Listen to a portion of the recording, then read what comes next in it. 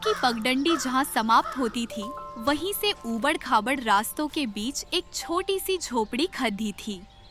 यह झोपड़ी अवनी और काव्या की दुनिया थी। माँ बाप के गुजर जाने के बाद इस मिट्टी की दीवार और फूस की छत ने ही उन्हें अपनी पनाह में लिया था। अवनी उम्र में बड़ी थी, इसलिए उसकी आंखों में भविष्य की चिंता की गहरी लकीरें हमेशा रहती थी, जबकि काव्या अभी भी दुनिया को उसी निर्दोष नजरिए से देखती थी जैसा उसकी माँ ने सिखाया था। एक तपती दोपहर काव्या मंदिर की सीढ़ियों से उतर रही थी। उसके हाथ में पूजा की थाली थी जिसमें सिंदूर, चावल और कुछ मुरझाए हुए फूल थे।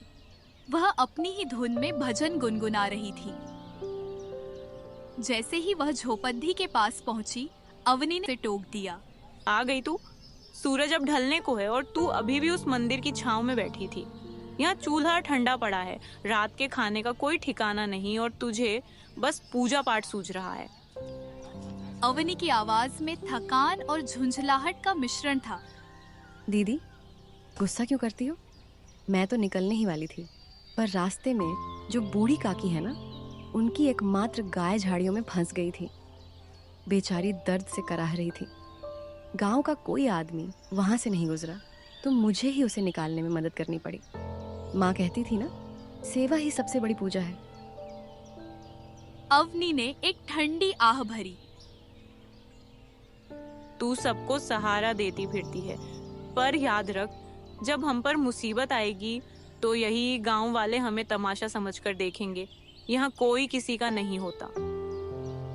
काव्या ने धीरे से अवनी का हाथ पकड़ा और उसे उस पुराने संदूक के पास ले गई, जहाँ उनके पिता की पगड़ी और माँ की आखिरी साधी रखी थी। दीदी, आप सख्त होने का दिखावा करती हो ताकि मैं ना डरूं, पर मुझे पता है कि आप अंदर से कितनी कोमल हो। माँ की ये साड़ी देखिए, जब वो इसे पहनती थी तो कहती थी कि तुम दोनों बहनें एक दूसरे की ढाल बनना। आप मेरी ढाल हो तो मुझे दुनिया की आंधी से क्या डर। अवनी की आंखें डबडबा गई। उसने काव्या को अपने सीने से लगा लिया। वह उसे बताना चाहती थी कि वह कितनी डरी हुई है, पर एक बड़ी बहन की जिम्मेदारी ने उसके आंसुओं को भीतर ही सुखा दिया था। अभी दोनों बहनें अपनी भावनाओं को संभाल ही रही थीं कि बाहर जूतों की आहट सुनाई दी। दीनदयाल, उसकी पत्नी शांति और बेटा आर्यन दरवाजे पर खड़े थे। दीनदयाल ने अपने चेहरे पर एक बनावटी दुख ओढ़ रखा था। कैसी हो अवनी बेटी? बहुत बुरा लगता है तुम्हें इस हाल में देखकर। भाई साहब होते तो आज तुम दोनों महलों में राज करती। दीनदयाल ने झोपड़ी के अंदर झांकते हुए कहा। अवनी खड़ी हो गई, उसका शरीर सतर्क था। अवनी ने पूछा, हम ठीक हैं चाचा जी, जो नसीब में है उसी में गुजारा कर रहे हैं। आप लोग आज अचानक यहाँ कैसे? शांति चाची ने अपनी साड़ी का पल्लू ठीक करते हुए तीखे स्वर में कहा, अरे, अब अपनों के घर आने के लिए भी पूछना पड़ेगा। हम तो तुम्हारा भला चाहते हैं। देखो, ये झोपड़ी अब गिरने वाली है और तुम दोनों जवान लड़कियां यहाँ अकेली सुरक्षित नहीं हो। क्यों ना तुम ये जमीन हमारे नाम कर दो। हम तुम्हें अपने घर में एक कमरा दे देंगे। आर्यन तुम्हारा भाई है, वो तुम्हारी रक्षा करेगा। हाँ अवनी, बेकार में इस बंजर जमीन के लिए अपनी जवानी बर्बाद मत करो। शहर में इस जमीन की अच्छी कीमत मिल जाएगी, पर तुम लड़कियां सौदा नहीं कर पाओगी। हमें दे दो, हम सब संभाल लेंगे। अवनी के स्वाभिमान को ठेस पहुंची। चाचा जी, ये जमीन बंजर नहीं है, इसमें हमारे बाबूजी का खून पसीना है। और जहाँ तक सुरक्षा की बात है, तो जिसने हमें पैदा किया है वो रक्षा भी करेगा। हमें आपकी मेहरबानी की जरूरत नहीं है, आप लोग जा सकते हैं। बड़ी हिम्मत आ गई है तुझ में। याद रखना, कानून कागजों से चलता है, जज्बातों से नहीं। इस जमीन का आधा हिस्सा मेरे पिता का भी था। मैं कानूनी तौर पर इसे लेकर रहूंगा। फिर देखती हूँ कहाँ जाती हो तुम दोनों अनाथ लड़कियां। जब पेट की आग झोपड़ी जलाएगी और रास्ते पर आओगी, तब हमारे ही पैर पकड़ने पड़ेंगे। वे तीनों बड़बड़ाते चले गए। चाचा के जाने के बाद काव्या सहम गई थी। काव्या ने पूछा, दीदी, क्या वे सच में हमारी जमीन छीन लेंगे? क्या कानून उनकी मदद करेगा? नहीं काव्या, हम लड़ेंगे, हम इस जमीन को जोतेंगे, हम दिखा देंगे कि हम अबला नहीं है। अगले कई हफ्तों तक दोनों बहनों ने जी तोड़ मेहनत की। सुबह के 4 बजे से ही अवनी हल चलाने की कोशिश करती और काव्या पौधों को पानी देती। उन्होंने अपने छोटे से खेत में सब्जियां उगाईं। अवनी गांव के बाजार में जाकर टोकरियां बेचती। धीरे धीरे उनके खेत में हरियाली छा गई। टमाटर, मिर्च और बैंगन की फसल देखकर गांव के लोग भी दंग रह गए। लेकिन उनकी यह खुशहाली दीनदयाल की आंखों में कांटे की तरह चुभ रही थी। उसने गांव के भ्रष्ट पटवारी के साथ हाथ मिलाया। एक सुबह जब अवनी खेत पहुंची तो उसने देखा कि पटवारी और दीनदयाल जमीन की पैमाइश कर रहे थे। अवनी ने घबराकर पूछा, पटवारी जी, ये क्या हो रहा है? पटवारी ने एक पुराना पीला कागज दिखाया और कहा, देखो लड़की, सरकारी रिकॉर्ड के अनुसार इस जमीन के 2 हिस्से होने थे। तुम्हारे पिता ने अपने जीवन काल में ये बंटवारा नहीं किया, इसलिए अब कानूनी तौर पर आधा हिस्सा दीनदयाल का है। कल से यहाँ दीवार खड़ी की जाएगी। ये फर्जी कागज है। बाबूजी ने चाचा को उनका हिस्सा नकद पैसे देकर खरीदा था। माँ ने मुझे बताया था। सबूत लाओ।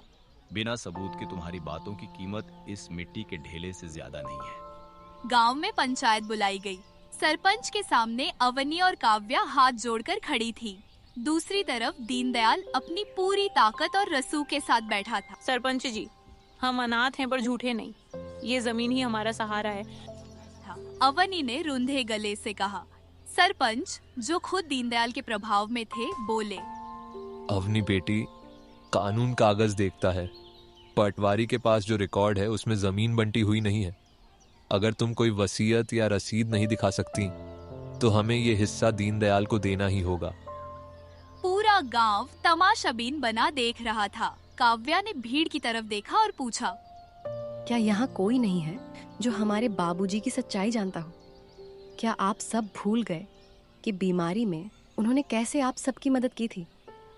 गांव वाले नजरें चुराने लगे। तभी एक वृद्ध किसान खड़ा हुआ और बोला, सरपंच जी, हरिश्चंद्र एक ईमानदार आदमी था।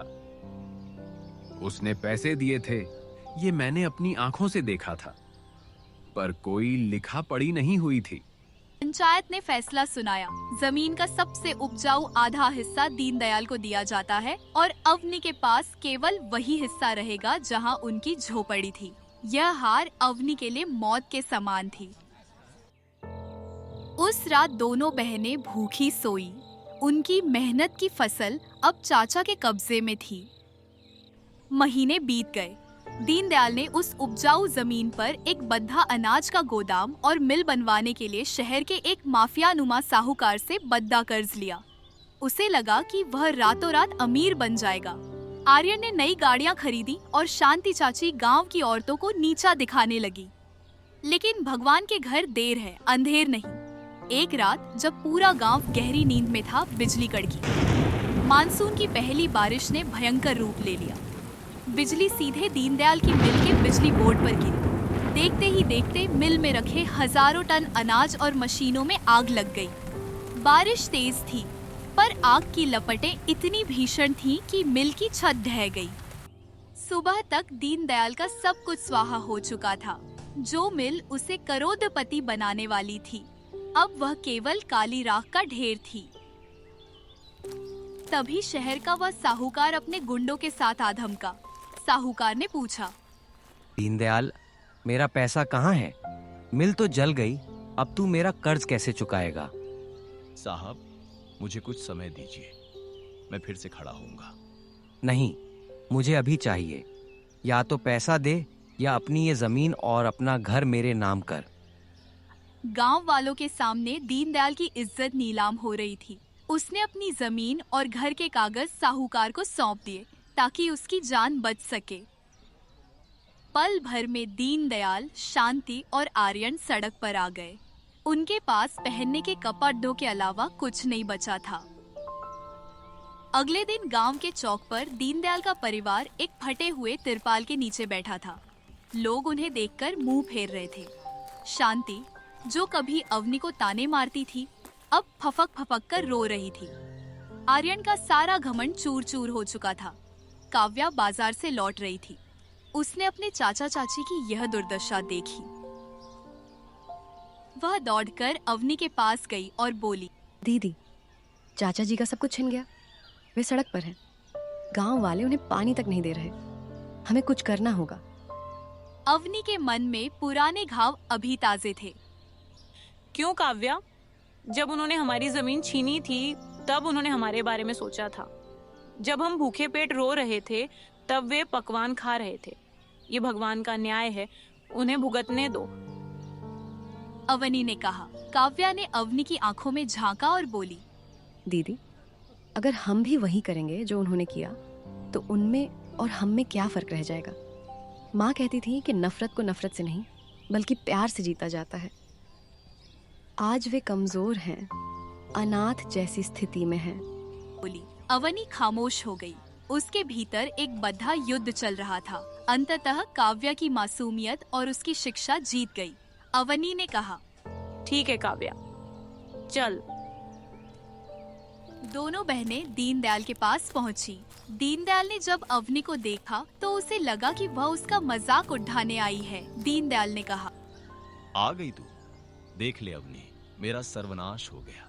अब खुश हो जा। चाचा जी, मैं खुश नहीं हूँ। किसी की बर्बादी देखकर खुश होना हमारे संस्कारों में नहीं है। हमारे पास महल नहीं है, पर वह झोपड़ी अभी भी है। आप लोग वहाँ रह सकते हैं। हम मिलजुल कर फिर से शुरुआत करेंगे। मुझे माफ कर दो बेटी। मैं लालच में अंधा हो गया था। मैंने अपने ही भाई की औलाद का हक मारा। आज तुमने मुझे जो सबक सिखाया है वह कोई किताब नहीं सिखा सकती। शांति और आर्यन ने भी रोते हुए अपनी गलतियों की माफी मांगी। गांव ने एक नया नजारा देखा।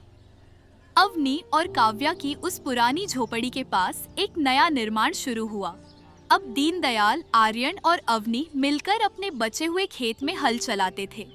शांति चाची घर संभालती थी और अवनी काव्या को अपनी बेटियों की तरह प्यार देने लगी। साहूकार ने जो जमीन छीन ली थी उसे वापस पाने के लिए पूरे परिवार ने दिन रात एक कर दिया। आर्यन ने अपनी गलतियों का प्रायश्चित करने के लिए शहर जाकर मेहनत की और साहूकार का कर्ज किश्तों में चुकाना शुरू किया। गांव वाले जो कभी इनका मजाक उड़ाते थे, अब इस परिवार की एकता को सम्मान की नजर से देखते थे। एक शाम जब खेत में काम खत्म करके सब घर लौटे तो काव्या ने उस पुराने संदूक से माँ की वह रेशमी साड़ी निकाली। तू सही थी काव्या। जमीन का एक टुकड़ा पा लेना जीत नहीं है, बल्कि खोए हुए अपनों को वापस पा लेना ही सबसे बड़ी जीत है।